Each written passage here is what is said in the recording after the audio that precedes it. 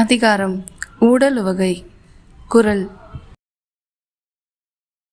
உணலினும் உண்ட தரலினிது காமம் புணர்தலின் ஊடல் இனிது. பொருள்.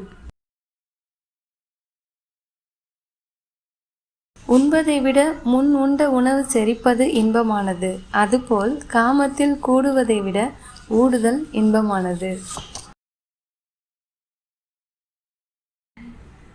குறள். உணலினும் உண்ட தரலினிது காமம் புணர்தலின் ஊடல் இனிது.